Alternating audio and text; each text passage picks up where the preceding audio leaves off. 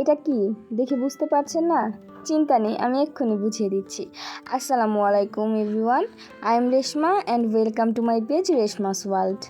আজকে আমরা বানাবো তালের শাঁসের শরবত। প্রথমে একটি তাল নিয়ে নিলাম, এরপরে তাল থেকে তালের শাঁসগুলো আলাদা করে নিচ্ছি।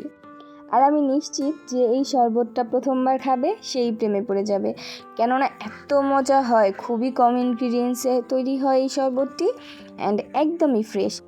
যাই হোক, কথা বলতে বলতে তালের শাঁসগুলো ছাড়ানো শেষ। এখন আমরা উপরে সাদা খোসাটা ছাড়িয়ে নিব অ্যান্ড সাদা খোসাটা ছাড়িয়ে তালগুলোকে ছোট ছোট স্লাইস করে নিব, কেননা আমি এটাকে হ্যান্ড মিক্সার না, জুসার বলতে পারি আমরা, এটা দিয়ে একটু ম্যাশ করে নিব, পুরাটা ব্লেন্ড না। অনেকেই আবার ব্লেন্ডারে ব্লেন্ড করে নেয়, বাট আমি এটা করব না। তো আমি এবার তালের পানিগুলো খেয়ে নিলাম, খুবই মিষ্টি ছিল, কেননা এগুলো তো পড়েই যাচ্ছিলো, আর ওয়েস্ট করা একদমই ভালো না।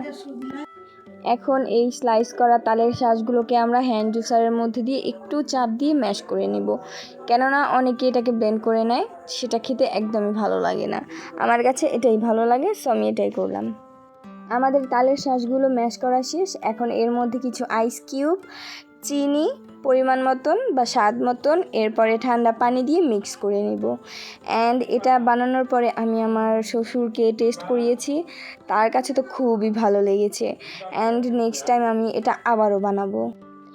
আর এই তো মজার মজার এত সুন্দর রেসিপিগুলো দেওয়ার জন্য আমাকে লাইক, ফলো অ্যান্ড শেয়ার দিয়ে পাশে থাকবেন, যাতে নেক্সট কোনো ভিডিও আপলোড দিলে আপনার কাছে চলে যায় ডিরেক্টলি। এই তো, ভালো থাকবেন সবাই, আল্লাহ হাফেজ।